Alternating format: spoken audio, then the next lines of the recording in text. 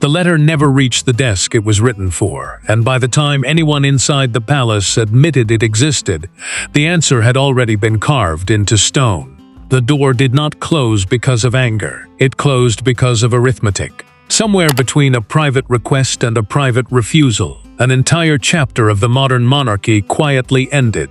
And the woman who ended it did not raise her voice, did not summon cameras, did not lift so much as an eyebrow above the rim of her teacup.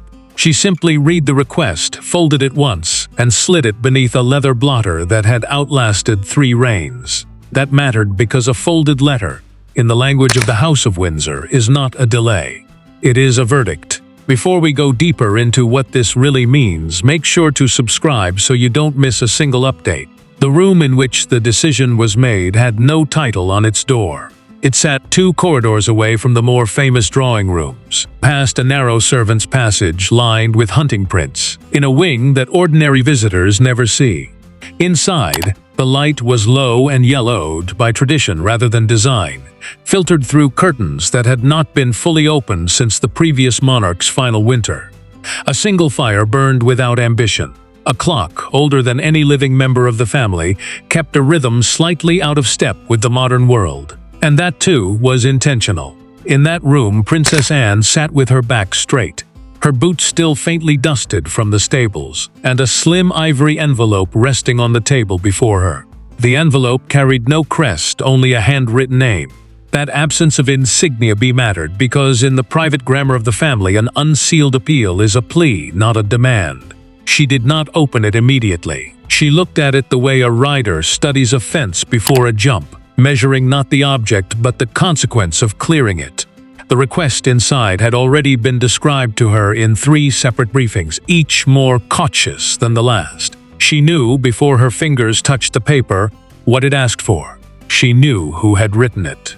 And she knew, with the cold precision she had inherited from a mother who never wasted a syllable, that granting it would be interpreted as forgiveness, and denying it would be interpreted as war. She chose neither interpretation. She chose finality. That mattered because finality in this family is the rarest currency of all. Across the corridors, 3 other figures were absorbing the same news through very different weather. The reluctant successor, now the reigning king, received the summary in his study, standing at the window that overlooked the garden he had redesigned twice in a decade. He did not sit. He did not speak. He simply lowered his head a fraction and let out a breath so slow it barely disturbed the pen resting on his blotter. For him, the letter was not a scandal. It was a repetition. It was the sound of a wound reopening in the exact place he had spent years learning to bandage. He had loved his brother once with the fierce, impatient love of an older sibling who believed he could still shape him. That belief had been the first casualty. The letter, forwarded to him only as a courtesy, was the second confirmation that the shaping was over. He set it down without reading it twice. That silence was a policy, not a mood. The steady stabilizer, the Princess Royal's own daughter of duty in the eyes of the household staff, received word in a corridor between 2 engagements. She did not break stride. She did not ask for details. She only nodded once, the way she nodded at grooms and generals alike, and continued toward a room full of veterans, who would never know that in the seconds before she entered, a family fracture had just been ratified. For her, the letter was neither tragedy nor triumph. It was a schedule item. It was a line that could now be drawn through a column in a book she had been keeping in her mind for years. That mattered because women in her position do not keep diaries. They keep ledgers. The truth-teller, an elder cousin whose role in family council had always been to say aloud what others only implied, learned of the refusal by telephone. He listened without interrupting for nearly 4 minutes, then said only, "Then it is done." He hung up before the other voice could answer. He walked to a window, drew back a curtain, and looked at a courtyard he had known since childhood. He was not surprised. He had warned, in a private memorandum later preserved among household correspondence, that a request of this nature, if it ever came, must never be answered in writing. Anne had followed that guidance to the letter. The refusal would carry no signature, no seal, no traceable phrase. It would carry only the silence of an unopened door, and that silence would be louder than any statement the press office could ever draft. the fading center of the family, the elder matriarch figure whose health had reduced her role to ceremonial appearances and long afternoons in a chair by a southern-facing window, was not told at all. That omission was deliberate. The family had decided, in a quiet consensus reached without a single meeting, that she would be spared the specifics. She would be told only that a matter had been settled. For her, the letter did not exist.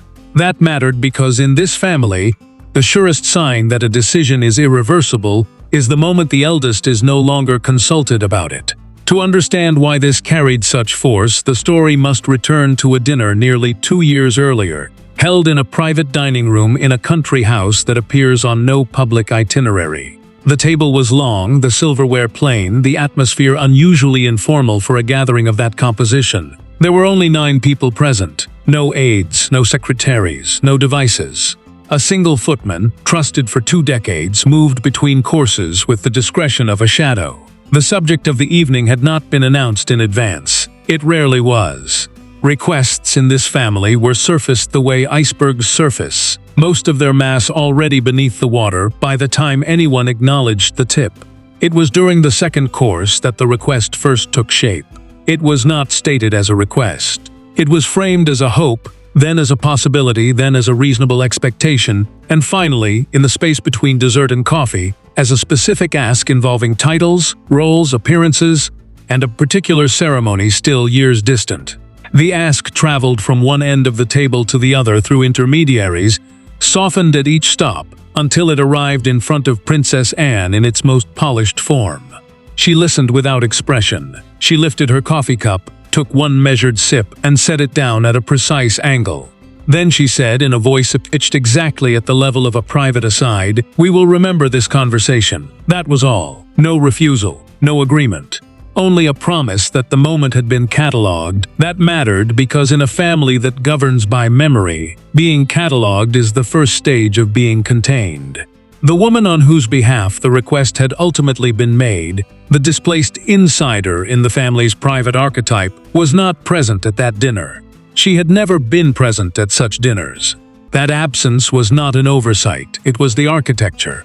She had understood, from a distance of thousands of miles and several time zones, that a plea made through intermediaries could be denied without ever being formally received. She had chosen, nevertheless, to try. She had written the letter that would, eventually, arrive on Anne's blotter.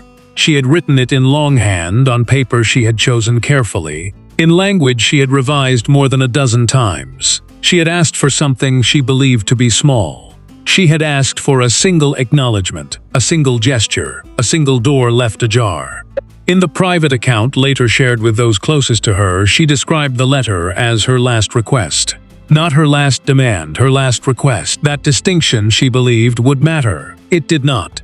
That mattered because in the house she had once entered and then left, the difference between a request and a demand is invisible from the inside. The confrontation, when it came, was not staged in any grand room. It happened in a corridor.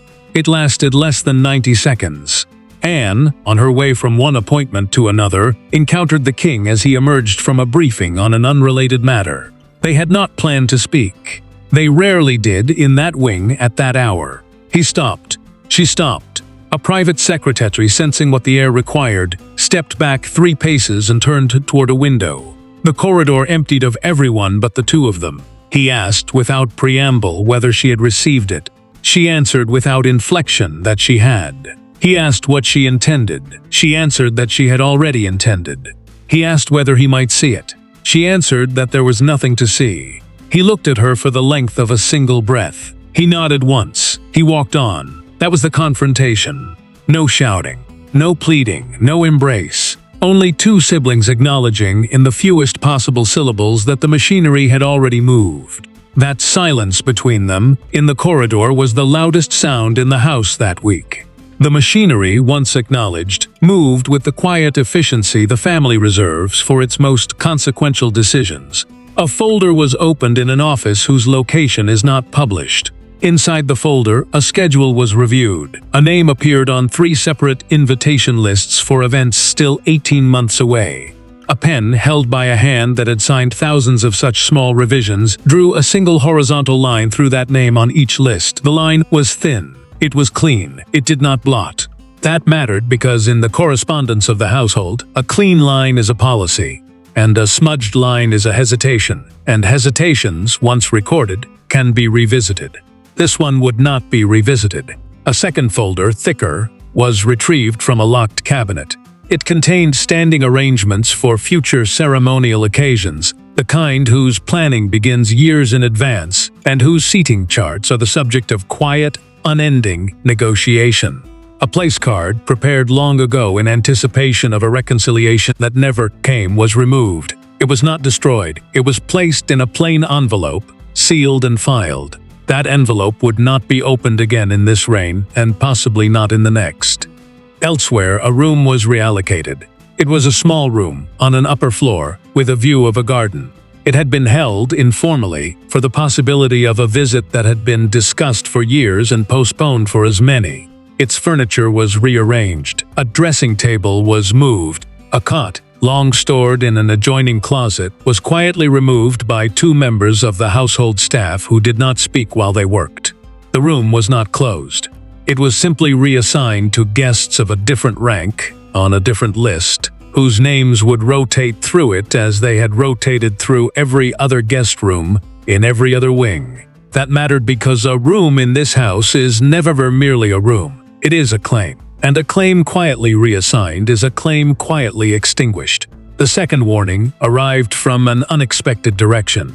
A middle-tier office responsible for the coordination of trusts, charities, and patronages associated with junior members of the family issued a brief internal note. The note did not name anyone. It did not need to.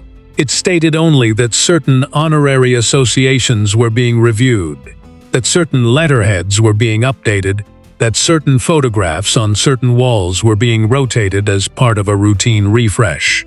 Each phrase was neutral. Each phrase was routine. Read together, they described the systematic removal of a presence from the visible architecture of the institution. A charity's board would find, at its next meeting, that a familiar face on its printed materials had been replaced by a landscape. A hospital wing would find that a plaque had been polished, its wording subtly reset. A regiment would find that a portrait had been moved from a corridor to a store. Nothing was announced. Everything was executed. That silence of execution mattered because it revealed the truth about the earlier refusal. The refusal had not been the end. It had been the signal. The removal had already begun. In a private study later that same week, the king asked to speak with his sister alone. There were no aides in the room. There was no fire because the day was warm. There was only a small table between them, and on the table, 2 cups of tea that neither of them touched. He did not sit as a monarch. She did not sit as a princess. They sat as a brother and a sister, in the last generation of a family that had learned, over a century, how to strip titles from a conversation when a conversation demanded it. He asked her quietly whether there had been any other way. She looked at him for a long moment. She said, at last, that there had been many other ways, and that each of them had been offered, and that each of them had been declined, and that the letter had been not the beginning of the conversation but the final line of it. He nodded. He asked whether she felt any regret. She answered that regret was a private matter, and that she had not, in 50 years of public life, discussed private matters even with him. He accepted that.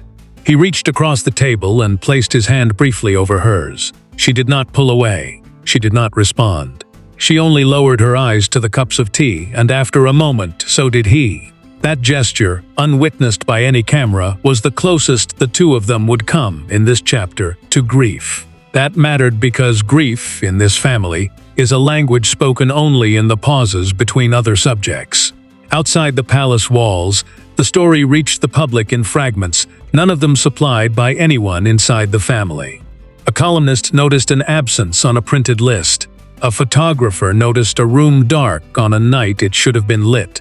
A retired member of the household staff, in a conversation he did not know was being overheard, used a phrase that would be repeated, out of context, for months. Within days, small crowds began to gather at the gates of 2 royal residences, drawn less by any specific announcement than by the sense, sharpened by decades of practice, that something had shifted. They did not know what. They only knew that the air was different. One elderly woman who had stood at those same gates on the day of a coronation and the day of a funeral and the day of a wedding was asked by a young reporter what she thought was happening. She looked at the reporter for a long moment. She said, "The family has decided. That is all we are ever told, and that is all we ever need to know." She was crying quietly as she said it, though she could not have explained why. That tear mattered because it was not for any one person. It was for the idea that a door, once closed in that house, is closed in a way no ordinary door has ever learned. A newspaper, the following morning, ran a front page with no photograph. It carried only a headline in a font 1 size larger than usual, 4 words across the width of the page. Beneath the headline, a single sentence of stand-first text described, in language carefully lawyered, that a request had been made, and that a request had been refused, and that no further comment would be forthcoming from any of the parties involved. The headline did not name the woman who had written the letter. It did not name the woman who had refused it. It named instead the institution, and it named instead the concept of finality. That framing mattered because it told the reader, without saying so, that this was not a story about 2 women. It was a story about a 1,000-year machine adjusting one of its smaller gears, and about the sound that machine makes when it does. A broadcaster, in the evening bulletin, chose her framing line with the care of a diplomat drafting a treaty. She said, looking directly into the camera, that the family had, in the course of a single week, moved from silence to decision, and from decision to policy, and from policy to memory. She said that what had been decided would not be undone, and that what had been undone would not be revisited. She said that, in the long view of the institution, this was neither a victory nor a defeat. It was a closure. She said the word closure twice, and the second time, she said it more slowly. That repetition mattered because in broadcast language, a word said twice is a word underlined. In the days that followed, the woman who had written the letter did not issue a statement. Those closest to her, in a documented private account later shared with a trusted intermediary, described her as unusually quiet, unusually still. She did not weep. She did not rage. She sat for a long time in a garden, on a bench she had chosen years earlier for its view of a particular tree. She held in her hand a copy of the letter she had sent. She read it once. She folded it, the way Anne had folded the original in a room she had never entered. She placed it in a drawer. She closed the drawer. She did not open it again. That parallel mattered because in the geometry of this story, both women, on opposite sides of an ocean, made the same small movement with the same piece of paper. And in that mirrored gesture, the story reached its most honest sentence. The letter, having been written and having been refused, no longer belonged to either of them. It belonged now to the machinery that had absorbed it.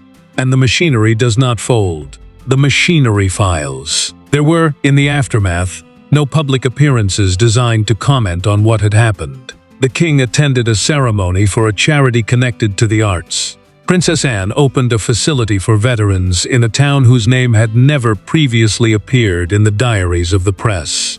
The steady stabilizer accompanied her, half a step behind, as she had done at hundreds of such events, and would do at hundreds more. Neither woman referred, by word or by gesture, to anything other than the business of the day. A photograph, taken by a local newspaper, captured them at a moment when they had both, coincidentally, turned to look at the same distant point. Their expressions were identical. They were not smiling. They were not grave. They were, in the phrase used later by an observer who had watched royals for 40 years, at attention. That posture mattered because attention, in this family, is what love looks like after it has been trained into duty. The elder cousin, the truth-teller, wrote a private note to Anne some weeks later. It was not a note of congratulation. It was not a note of condolence. It was a note of acknowledgement. He wrote that she had done what none of them had been willing to do, and that she had done it in the only way it could be done, and that the institution owed her, in silence, a debt it would never publicly recognize. He signed the note with only his first initial. He sent it by hand. It was received. It was read. It was placed, without reply, in the same locked cabinet as the sealed envelope containing the removed place card. That cabinet, in the private geography of the household, is the closest thing the family has to a confessional. Objects placed inside it are not forgotten. They are simply removed from the calendar of the living. That mattered because a family that governs by memory understands that some memories must be sealed in order to preserve the memory of everything else. The reluctant successor, in the weeks that followed, was observed by those close to him to be quieter than usual. More reflective, more prone to long walks in the garden he had redesigned twice. He did not speak of the letter. He did not speak of his brother. He spoke, when he spoke of family at all, of his mother, and of the standards she had held, and of the impossible arithmetic of trying to be at once a son who loved and a king who could not afford to love without limit. His staff learned in that period to leave certain silences unbroken. They learned that a monarch, in the aftermath of a family closure, requires not counsel but company, and that the difference between the two is the difference between a briefing and a walk. That accommodation mattered because it revealed a truth about the modern crown. It is not held by a single figure. It is held by a small circle of people who have learned, together, when to speak and when to fall away. The displaced insider, on her side of the ocean, did not attempt a second letter. She was advised by those she still trusted that a second attempt would not be read. She accepted that advice. In its place, she turned her attention to her own household, to her own children, to her own carefully guarded life. She built, in the months that followed, a new rhythm in which the family she had left played no operational role. She did not, in any public forum, criticize the refusal. She did not, in any private conversation later documented, describe herself as its victim. She described herself instead as its student. She had learned, she said in a phrase preserved by a close associate, that the difference between a family and an institution is that a family forgets and an institution does not. She had asked an institution to behave like a family. It had answered her by behaving like an institution. That answer, delivered without a single spoken word, was the most honest communication she had ever received from the house she had briefly entered. That mattered because honesty, in her account, was the thing she had always said she wanted, and she had at last received it in its purest form. The fading center of the family, in a lucid afternoon by her southern-facing window, asked one of her attendants a question that seemed, at first, unrelated. She asked whether the garden had been pruned that autumn. The attendant answered that it had. She asked whether the roses had been cut back to the correct height. The attendant answered that they had. She nodded once and looked out at the lawn, and said more to herself than to anyone that a garden must be pruned or it will not survive its winters. The attendant did not answer. There was nothing to answer. In that sentence, unremarked at the time and only recognized later, the elder matriarch had, in her own oblique language, understood everything. She had not been told the specifics. She did not need to be. She had spent a lifetime observing pruning, and she understood, without being informed, that a cut had been made and that the cut had been clean and that the garden, for now, would survive. That understanding mattered because in this family, wisdom is not the ability to know what has happened. It is the ability to know that something has happened without needing to ask.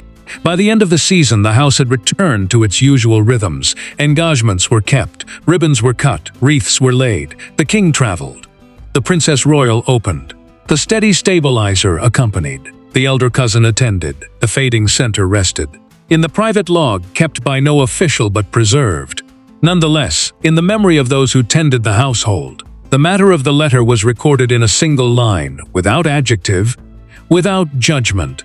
A request was made, a request was declined, the record was closed. That line mattered because it was the only sentence that would ever be written about the affair inside the walls where it had taken place, and because the shortness of that sentence was the exact measure of the finality of the decision. Outside the walls, the story would continue to be told in longer sentences, in speculative columns, in commentaries offered by people who had never entered the corridor in which the confrontation had occurred, and never sat at the table at which the dinner had unfolded, and never held the folded envelope beneath the leather blotter. Those longer sentences would be, by necessity, imperfect. They would miss the folded corner. They would miss the untouched tea. They would miss the horizontal line drawn through the name on the invitation list. They would miss the sealed envelope in the locked cabinet. They would miss the pruned rose. They would tell instead a story of conflict, of grievance, of rupture, of rejection. And that story, though not untrue, would be smaller than the truth. The truth was quieter. The truth was more precise. The truth was that a woman had asked, and a woman had answered. And a family had ratified the answer without a single vote. And that ratification, in a house that has survived on ratifications for 1,000 years, was itself the entire story. The displaced insider gave the family honesty. The refusal gave her grace. The institution gave itself continuity.